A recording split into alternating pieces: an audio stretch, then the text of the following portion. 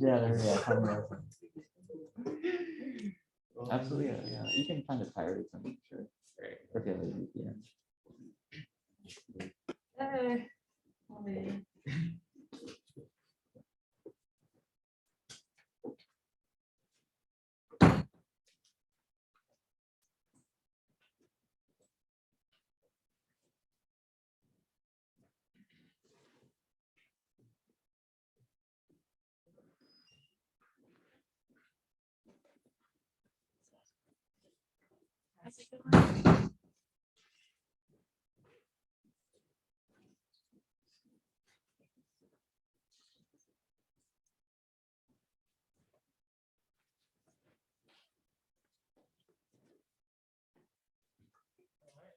Welcome everyone. Cinematography Workshop number 3. I'm actually gonna wait 2 more minutes. We'll wait till 8:05 to start. But just an idea what we're gonna do. I'm gonna have 2 people. It might be these guys. If someone else is desperate to be an actor or actress tonight, by all means.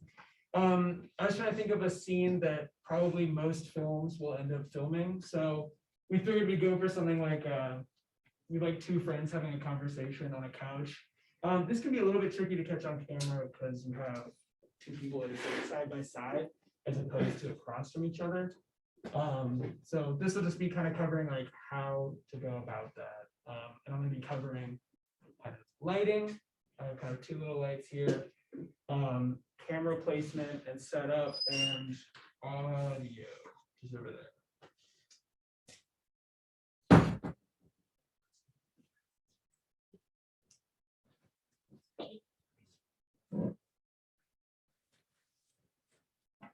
How's everybody's Monday?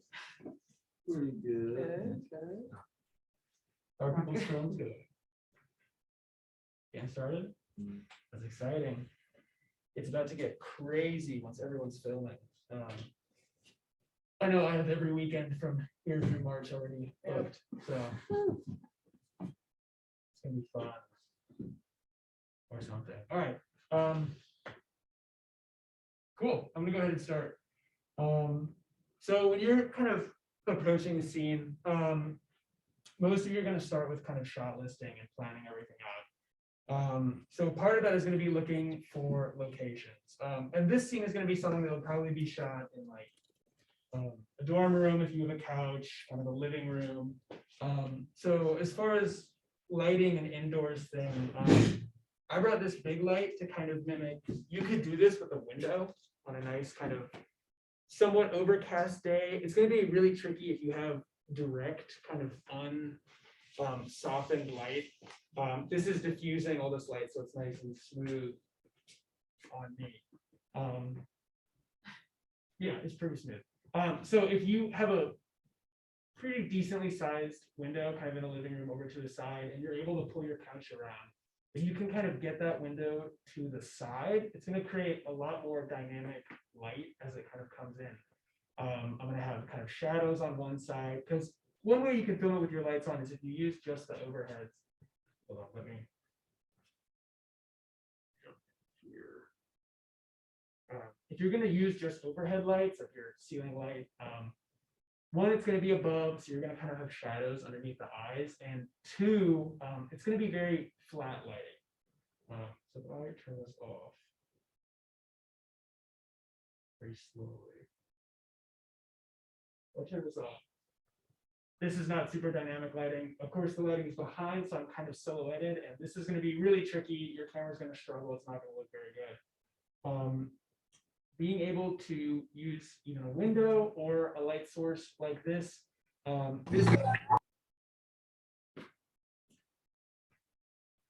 this is what's called a monolight or a spotlight. It's kind of a single LED bulb, and this is these are called parabolic softboxes. So they have this kind of circle shape and use this whole shape of it to kind of direct the light. If you were to use one of the like student television light kits, or the CFA is trying to buy things that are like this, hopefully the school will give them to us. Using something like this, it's really easy to get nice soft light. I do most of my stuff with one primary light, and then if I want to, I'll use a secondary light on the background. Of course, our background tonight is really bad. Don't film in this space. This direction, you can film that way. But this is a really cluttered background. People are going to be distracted by everything going on. But for tonight's sake, let's just pretend that it's a beautiful, beautiful, well-decorated house. Another light that, like the student television kits, are going to be these LED panels. This one's small because I bought it and I don't have that much money. But the student television ones are about like yay big, and they're decently cheap.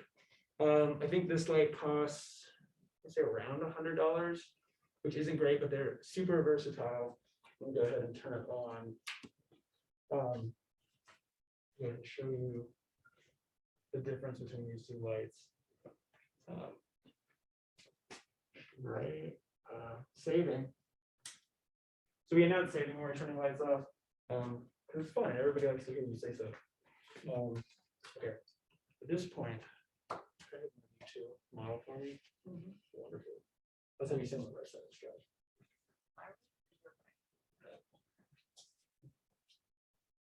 Okay, so we're filming two people, and they're sitting here having a conversation. For now, you're out. Actually, do you want to set that down and watch?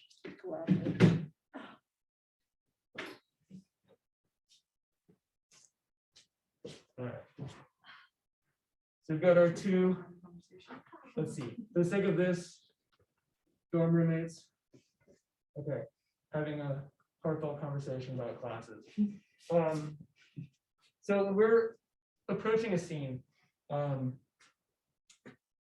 hold on. I started with the lighting, but I started a little bit backwards. When we're approaching a scene, and we know that they're going to be pretty much stationary in this scene, having a conversation. In terms of coverage, we're going to want a scene setter, so we're kind of showing where we are. In which case, in this case, it would be kind of a wide shot showing the couch. In most dorms, because they are, if your rooms are smaller and you can't get directly in front. So example, if they're watching TV, this would be a good starting spot because the viewer enters from the point of view of the television, which is always interesting. We see them, they're watching something, you can kind of play a little television sound. You could shoot this and then you could flip the camera and put it behind them and have a shot of the TV. And boom, we see our two characters, we see what they're doing in the space they're in. If you aren't able to back the camera far away enough, you could go kind of from the side. But generally, starting with a wider shot, showing our two characters, where they are, and kind of what they're doing. We will call this kind of our scene setter or our master shot that encompasses everything.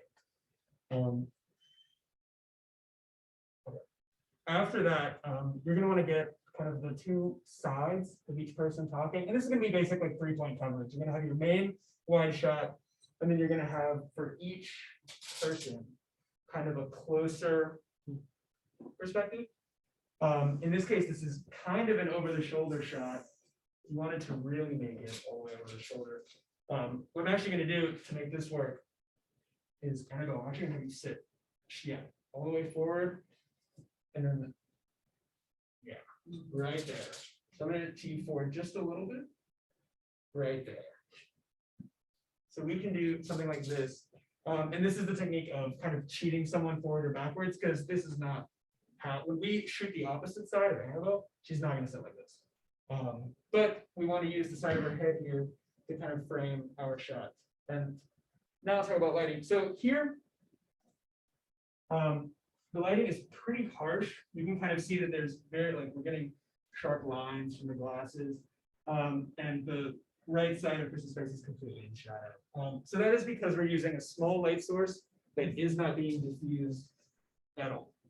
So if we use something like this, striking, turn this off. So now, much softer light.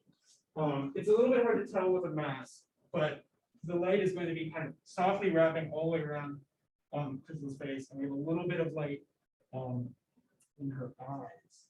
If we were to use another light source, something like this. Right now it's showing on the glasses, but these are called catch lights, and they're little lights that reflect in your eyes.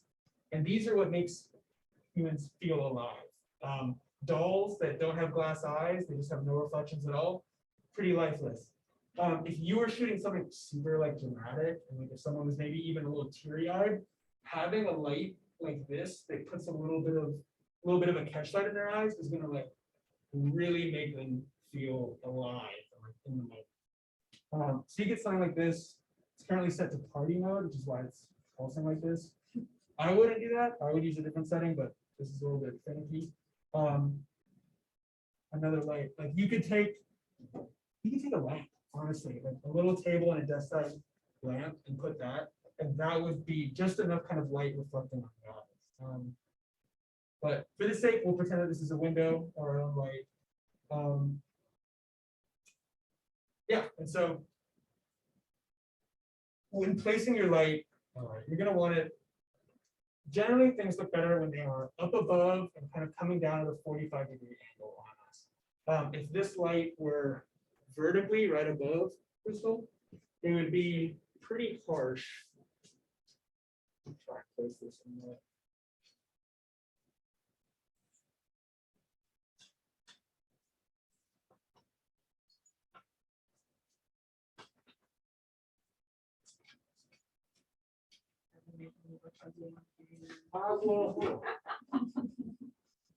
The light. So that's a little. Sorry.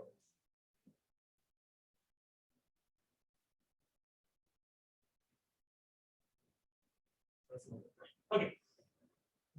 So right here, my light was a little bit too bright. If you have control over it, you can turn it down. Like I can. I would turn this light pretty far down so that my camera can see it. Because right now, we are completely overexposing the majority of Crystal's face. So if I have control over the light, I would turn it down. If you don't have control over your light, you have a couple of options. Right now, I have on the front of this what is called an ND filter. I talked about it in my last workshop. It's 2 panes of polarized glass that, when rotated together, control the amount of light that is entering the camera. So right now, it's all the way open and letting in as much light as possible. But if I were to turn this, it's going to lower the light or limit how much can go in. This is a good way if you want to shoot with as low of an aperture as you want, because I want the background to be nice and blurry. So I want to use as low of an aperture as I want. Right now it's at 2.8. That's the max that my lens can do. So to do that, I'm going to either use this ND filter to kind of to get this to look where I want, or I could turn the light down. Again, if you're using natural light like a window, or there are a lot of fluorescent fixtures, those are really like good and cheap lighting, but because you're using fluorescent bulbs, you cannot dim them. I think if you try, they explode. I don't know a lot, but fluorescents are a little scary. So if you don't have control over that, you can use an ND filter, and if you don't have an ND filter, then what you can do is stop down. Actually, right here, you can stop down, which gets, in this case, it's a similar effect. The background is going to be a little bit less blurry, but I want to try and shoot as wide open as I possibly can. Also lower ISO setting. Okay, real quick. Can you guys see this histogram? Is that visible to people? So that is showing me kind of where the light levels in my image are. If you don't trust your camera screen, because sometimes I don't have this, sometimes all I have is this tiny little 2-inch monitor, and I don't trust it all the time. You can rely on a histogram, which you can turn on. Almost all cameras have this in their settings. And this is going to show you when you're overexposing. The further the lines are to the right, the brighter the images. You kind of have your brightest pixels are going to be on the right side and your darkest are going to be on the left. Here we can see it's totally overexposed. Hopefully we would notice this on the back of our camera before having to rely on the histogram. But using this kind of stuff is super useful because it's showing me how bright my image is, and it's also showing me the colors that are in the image. That might be a little bit tricky for you guys because you're far away. But right here, it's showing us There's blues in the left side of the image, that's gonna be the couch. And there's reds that are in the kind of brighter side, and that is gonna be the shirt. So if you were filming something and your white balance was completely off, like right now it's at mono, I think it's shooting at about, okay, right here I switched it. So this is daylight balance light. This is balance for the sun. Because these are kind of tungsten fixtures and I've programmed this light to be similar to these, it's gonna look totally off. And we can see that there's a ton of red in our histogram, more than we would like. And Crystal is looking a little bit too orangey tan right now. It's a little unnatural. So I'm gonna jump back to auto for now, but actually I'll flip through these. This is shade point balance. This is cloudy. This is incandescent, which is actually close to what these are. And then there's fluorescent warm white, which is a little bit cooler. Fluorescent cool white, which is gonna be a little bit warmer. Day white, daylight. Back. Just to auto. Generally, I recommend when you're filming, especially if you're filming with lights that aren't controlled and constant. So if you're filming with a window, even though outside light is daylight balanced, it's bouncing off all sorts of things. So the color will change. I always recommend when filming a scene, don't use auto white balance. Because if I use auto white balance and then the sun, I don't know, bounces off of a blue car or something out of the window and my light changes, my camera will naturally adapt to that. And all of a sudden colors in the image will start changing. And most cameras are pretty fast and smooth and you might not notice. But if you're doing some like a lot of color grading, it can become really obvious. If you like perfect an image and then 10 seconds later, your camera completely changes the white balance, all of your work gets thrown away. So I recommend not using auto white balance. But I'm going to. And so again, it is easier. And honestly, on student films, it's all about making our lives as easy as possible. Because everything else we're doing is making them as difficult as possible. So, okay. So here, pretty decent exposure. Looks like it may be clipping a little bit. That's probably on the mask, but to me, this looks good enough. No one's going to notice that a white mask is a little bit too white. So this will be kind of one of our sides that we would film. When doing this, honestly, if you're doing an over-the-shoulder shot, you want to have both kind of subjects in the camera.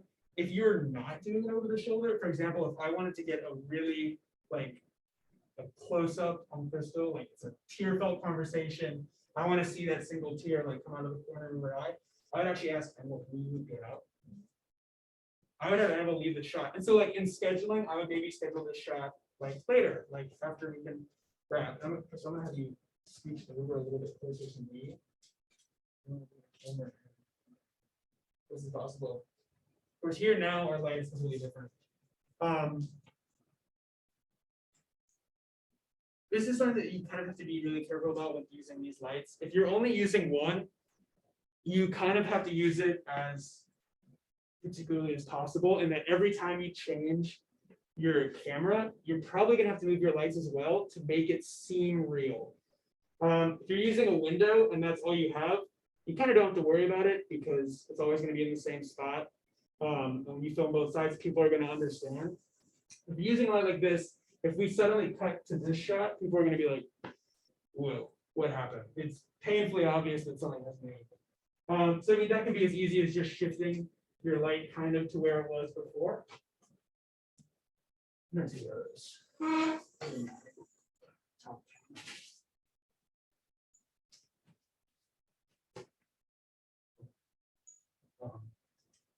But you could then capture your one side, in which case you would probably say something along the lines of like, all right, so I'm going to have you talk right with my hands, as if this is the other person's face. Then you would film your shot. Right now, I'm using a 24 to 70 millimeter lens. This is at 70 millimeters, which is pretty zoomed in. But so, like, for example, if you're doing a wide shot we need both people in the frame. It's gonna be painfully obvious, but yeah, that comes down. Lens choice is gonna be important. Almost every film I have shot up till I bought this lens, I filmed on a 35mm lens because that was all I had. And that, for example, is this focal length. Actually, it was technically this focal length. Every film I did before last year was filmed at this focal length.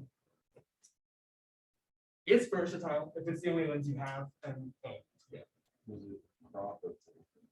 It was on a crop sensor camera. So it's 35, there's a 35mm lens, but it was on a camera that has a 1.5 times crop, which effectively makes it a 50mm lens, which is what it's set to right now.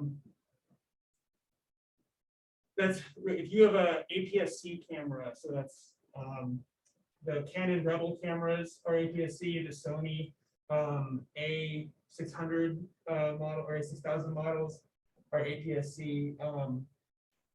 Those cameras have a crop on them, so any lens you put on them are going to be roughly 1.5 times longer. So if you buy a 35mm lens on a full frame camera like mine, it'll look like this. On a crop sensor camera, it's going to be about there. Something to keep in mind. If you want to film something that's super wide and you have a crop sensor camera, you'd probably want something more than 24mm, for example. But if you were to ask someone what's a good wide angle lens, they might just say 24 for full frame, but I'm going on a little bit of a tangent. Let's see. So when you're filming kind of your 3-point coverage, the important thing is you're going to want your scene setter and your master shots to know what we're seeing. And then at that point, the most interesting thing is going to be the person's face that we're seeing. So generally, I will try and frame up a shot. Actually, I'm going to go ahead. You guys can both look at it. A situation like this, if they're talking to each other, I'm generally going to frame up a shot that's as close as possible to filling the frame, kind of with Crystal's face. Here, I'm getting her a little bit too much headroom. So we want to bring it down. But this is kind of more like center framing. Because of the body language right now, I actually like that it kind of like comes around this side and see that Crystal is looking to the left of the frame. So this is kind of relates to the 180-degree rule. If I am filming Crystal and she's looking to the right side of the frame, when I flip the camera around to kind of make it as if they're looking at each other through 2D space. Let me see if I can demonstrate this without losing everything.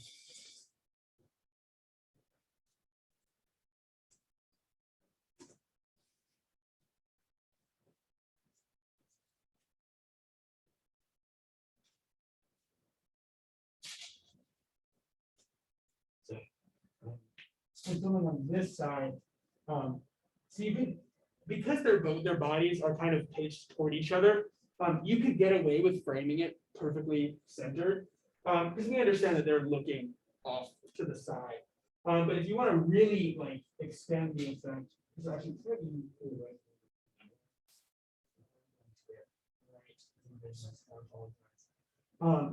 you can kind of just put. You're going to kind of align your image on a third. If you're imagining we have our wonderful rule of thirds grids, kind of have lines here, here, kind of roughly like here and here. So the camera shows you a little bit. Okay, so in a situation like this, I probably wouldn't frame the shot like this because there's absolutely nothing right here that's interesting. This is kind of just wasted space. If you were filming in a dorm room, you're probably gonna have like something on your wall. There's probably gonna be one. There's gonna be like a wall here. You could hang up like a tapestry because having anything right here, nothing that would grab attention, but just something that's a little like any kind of texture or something that's like in the background. Don't do this. This is not good. But something like this is already like a little bit more interesting. If there's a lot of stuff in the background, this is going to be kind of a distracting frame. So things to think about when you're filming. You have your two sides, but you also have everything going on in the background. So you're gonna wanna kind of think about that. Because of how busy this background is, if I had no choice but to film like this, I would not go for this kind of rule of thirds framing, and I would probably go for something a little bit more centered, to kind of further enforce what people are supposed to be looking at.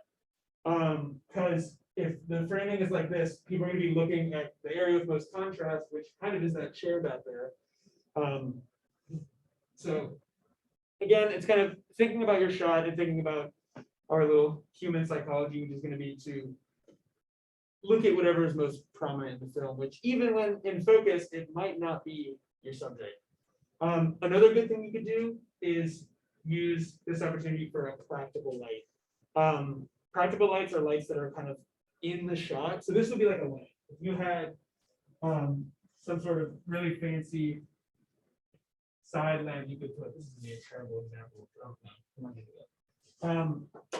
But you could put a lamp back there, and then it would be like, it would feel really cozy and like a salt lamp. That would look great. They have this super nice warm light. People are like, oh, cool, salt lamp. Like that on a little tiny table right over here would be like a wonderful shot. Okay, let's see. What about power? All right. We figured out our framing. We figured out our two sides. Luckily here, because of where this light is, kind of works to just keep the light stationary. If you are not able to get a setup like this, or if you don't have a big window, you would probably swap your lights. So I would film this side of the light here, and then when I brought the camera back over here, I would just move the light to try and create this like matched sequence. But so you kind of got your lighting figured out. You got your angles figured out. Now it's going to be audio, which is very fun and exciting, and also probably the most painful part of all of this. So audio is going to be really key, because people are going to notice how your film sounds before how they notice how it looks. Yeah, it's fine. So you could do just this. This is a shotgun microphone. This is like the cheapest and easiest run and gun way. Actually, the cheapest and easiest run and gun way would be to use no microphone and just record with a tiny little hole that's tucked in the front of the cameras. Please don't do that.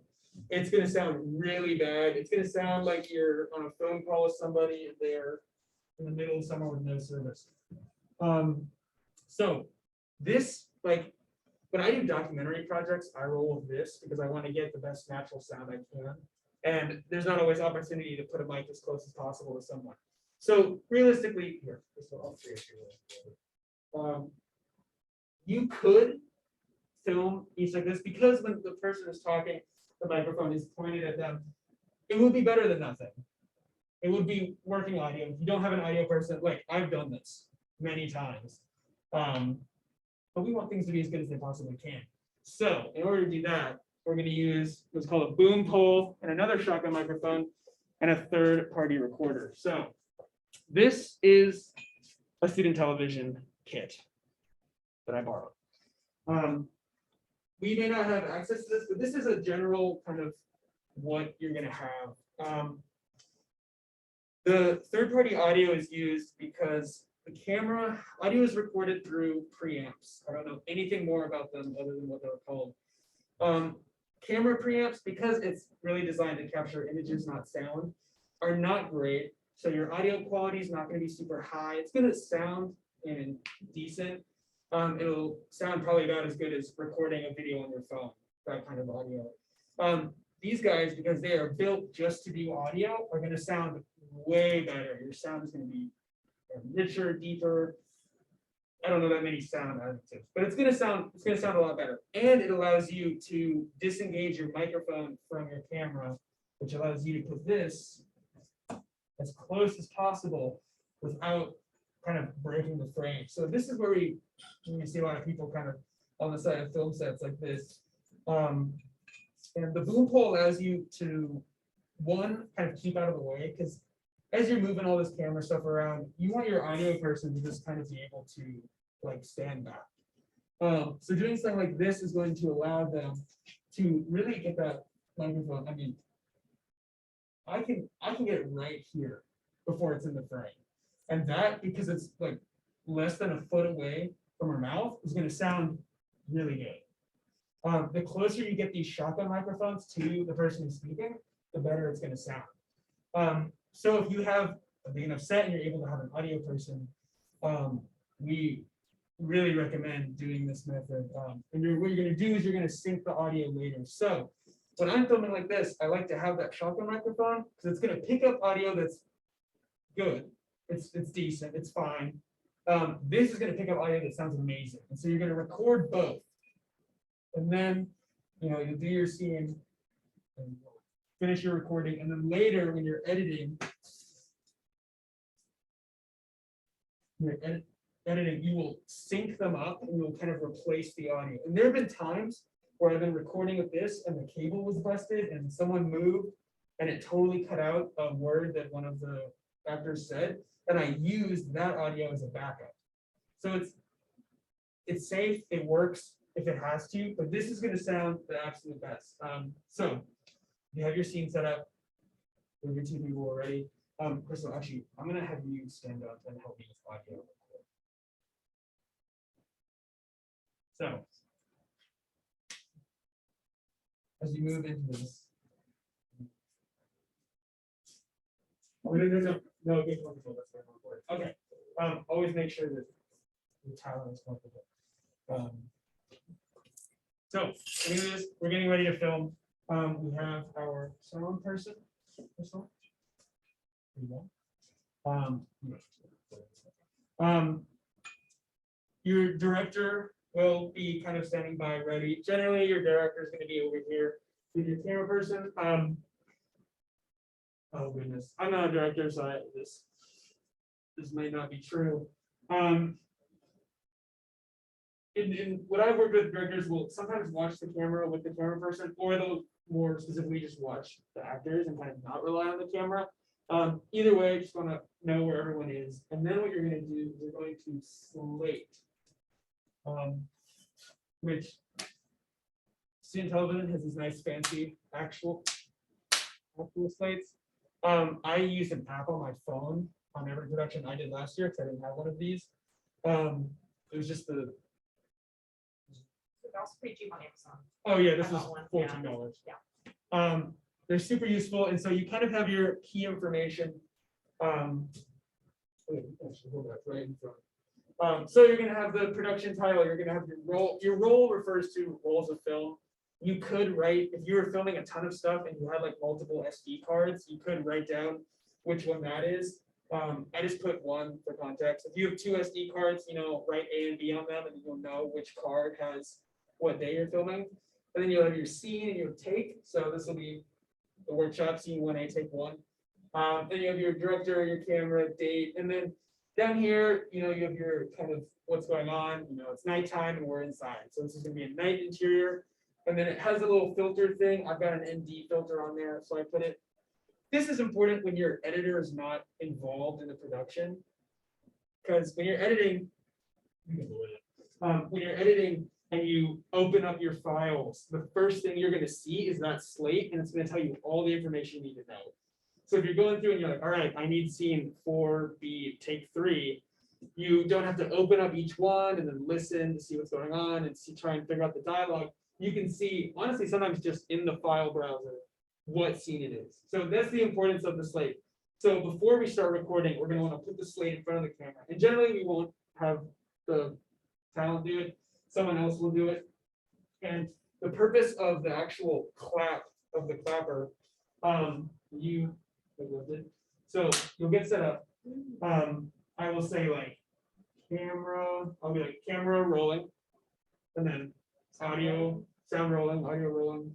And then whoever is doing this thing will hold it up and say, scene workshop, scene 1A, take 1, and clap. And that clap is going to create a noise, and that is how we sync our audio. Because it's going to be a lot louder than everything else, and you're going to see kind of a spike in the waveform if you do it manually. or if you're letting your computer program doing it, that just makes it easy. It's one really loud sound that it can perfectly sync up. Sweet. So when you're starting with your slate, again, I use the phone. There's also been a lot of times where the camera is like such a close-up that we can't get the slate in the way. And generally, you never want to make the actor move to do the slate because we spent all of our time getting them in focus. And so if they have to move to slate and then get back in, they're going to be out of focus. I also recommend filming in manual focus because the cameras that don't have great autofocus will hunt and they'll kind of move back and forth, and it's super noticeable, especially if you have a light in the background, because that light, the bokeh effect, when it's out of focus, will like move up and down. So I recommend setting it, and then focusing on the slate, and then going back to that, the slate, and then we'll generally do, here, like if I was a camera person, I would say like hold for focus, and then I would make sure it was focused. And then let's say camera set. So this camera rolling means the camera's recording. Camera set means the camera is ready. Because just because it's recording does not always mean it's ready. And then the director can call action, and we can begin. Here's a good example. You can see the catch lights because Neville's facing this light. The catch lights are super nice. Okay. But those catch lights are like nice and pretty, and it makes the like eyes feel alive, and it's great. So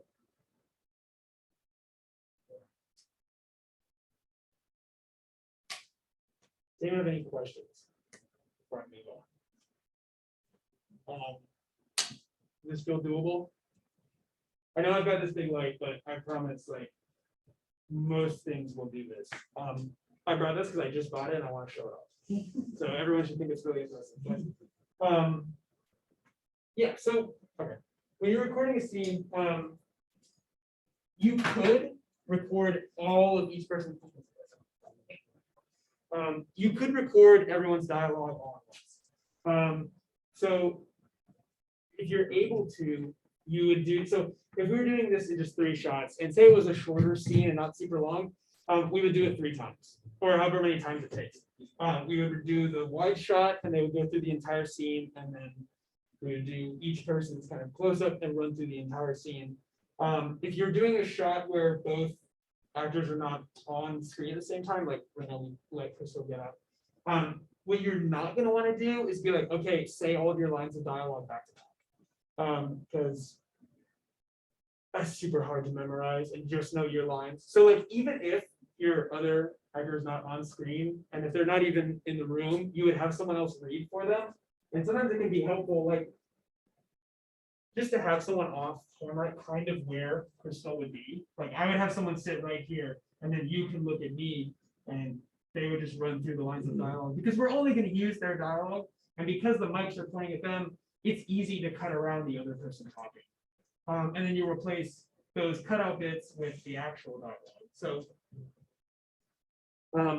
you could film it, in just three different shots. Keep it the exact same length each time, or exact same kind of distance away each time, 3 times. You'll have your coverage, you have a scene. I've done that many times.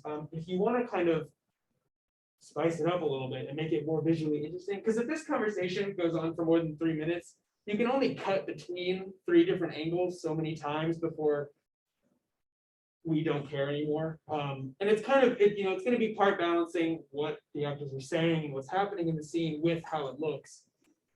If you have a super emotional scene, but you're seeing the exact same thing 3 times, it starts to lose a little bit of its pizzazz. So a way you can change that up is kind of varying your focal lengths on each person's side. So you could start with this, which is kind of just a general, like, having a conversation. And then if everyone's saying something super important, you could move in like really close. This is not really close. But you could move in like closer and you could kind of vary that. And as you're cutting between all of these shots, it's not something that we necessarily notice. This is going to be part of editing, and people will say the main goal of editing is for no one to notice it.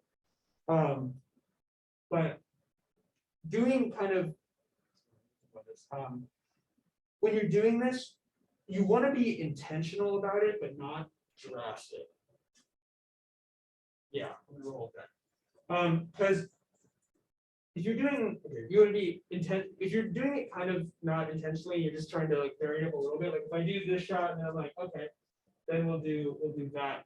Those are so close together that if you cut back and forth to them, it's gonna kind of look like someone kicked the camera. So if you're doing something like this, you're gonna want it to be intentional enough that it's like, okay, here we have a real close up on our face, and then we're gonna zoom out a little bit to get a little bit more of a scene center. Something to think about when getting your coverage is kind of recording 2 or 3, and then you could also, record one at this angle. You could, and also if you're filming like this is gonna be a little bit tricky because we're on camera.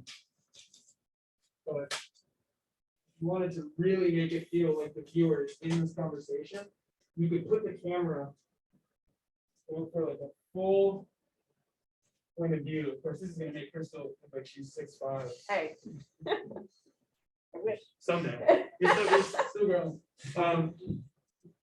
You could do something like this. Of course, this looks ridiculous because it's so all but similar framing, still kind of looking to the right side of the frame. So it's still going to make sense in terms of our conversation. But it's just a little bit different. And we like to see new things because it's fun. And we're watching a movie, we want to see all of our pretty shots, not just some of them. You can also go for like the lower angle thing. See, here's where like, okay, this is where we get to have all the fun as cinematographers. If you're having a scene where 2 people say they're arguing and say Crystal's being super duper mean, you could frame it so that when we're looking at Crystal, the camera's like a little bit lower. So Crystal's gonna be like kind of higher and more dominant in the frame. And then when you look at this way, the camera could be up a little bit. And then it would create, okay. In this setting where they're both kind of flat, that might not work. That works a lot better when 2 people are standing, like you're like if me and Crystal were here arguing, you would like put the camera low on Crystal, and it'll make her seem like she's like above. And then you could put it high on me, and it would make me seem like I'm small. And then that kind of shows like a visual connection between the 2 actors, as well as there's an emotional one.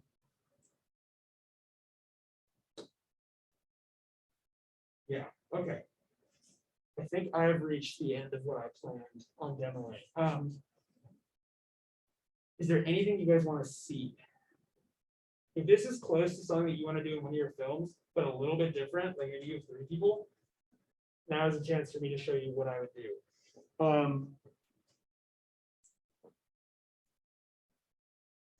Anything? It was like perfect, and I captured it all. Smooth. Oh, okay. With sound, real quick. So you guys can all hear the fan. It's not good. If I was in a space I could control, I would do everything in my power to turn that fan off. If there's nothing you can do, you'd want to take your whatever you're recording your audio with, and you want to make sure, this is really important, that when you do this, you leave everything as it is. So if you say we're doing it for this room, we recorded our scene, and we want to capture what is called a noise print of the intruding noise. With everybody in this room, if everybody left, that fan would sound different because it's bouncing off of all of our human bodies. So what you want to do is we'll generally do this either at the beginning or the end of the scene. It depends on how consistent your noise is. Generally do it at the end because I forget. You're going to want to kind of capture room tone, and that's kind of the sound of the room. And room tone has 2 purposes. One, when you're cutting in between the 2 lines of dialogue, because we're using mostly shotgun microphones and we can't record both people at the same time, when you cut in between, the room tone will naturally shift a little bit. Like a car might go by in one, and if you put these 2 audio clips together, even if they're talking really fast, like, hey, what's up? Oh, hey, how are you doing? when you put those together, there will be a slight like blip as it like goes through and the noise in the background changes a little bit. So when you record room tone, if there isn't a fan and it's nice and quiet, but there's still a little bit of sound, you just lay that track of room tone underneath what you filmed. And that way there will be a tiny bit of sound in between what people say. Because like when I record pauses, and if someone's not saying anything, I will generally just cut that audio out because there's no point having anything there. And if there's nothing there, then it'll be really obvious that there's room tone if it's like gone. So then I will put that track of intentionally recorded room tone underneath it to fill that sound. And the second point is that if there is a bad noise in the background, I can record like a clean sample of it to capture a noise print.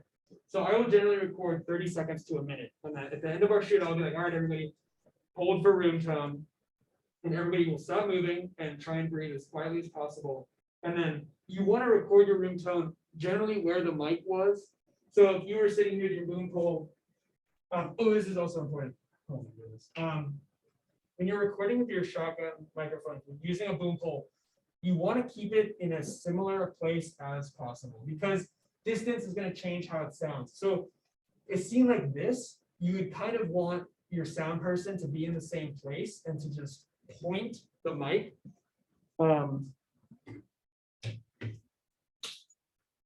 So in that case, because what you could do is if you're moving your camera, the sound person could move with you, but every time they move, it's going to sound a little bit different.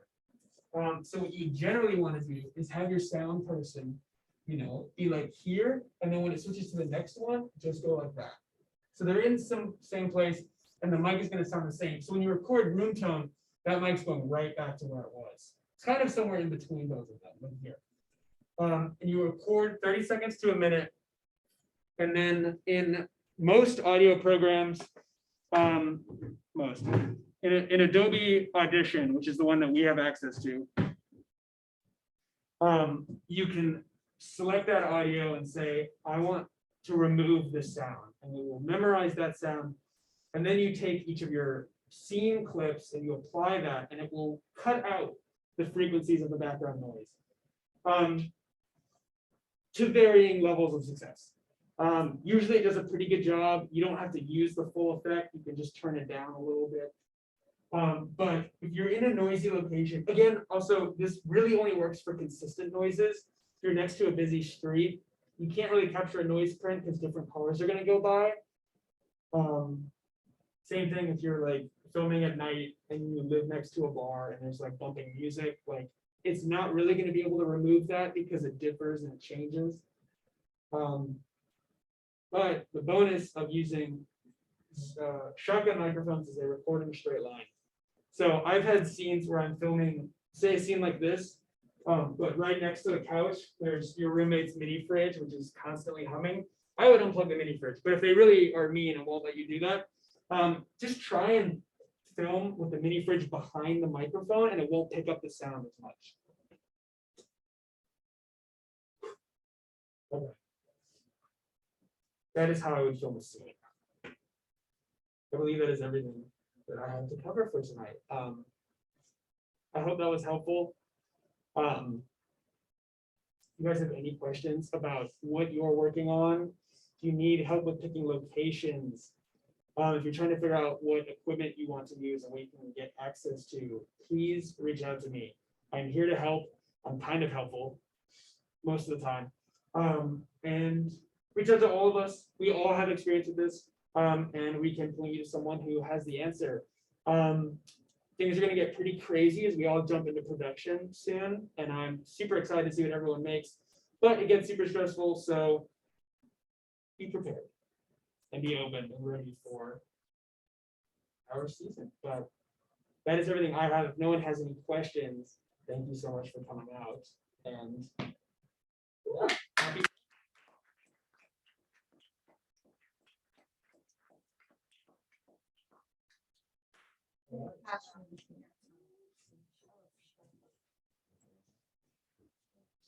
All right.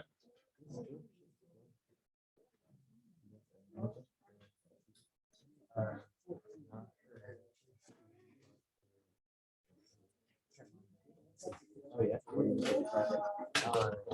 right now, I'm seeing one projects and hired a director in the process of getting us to the project.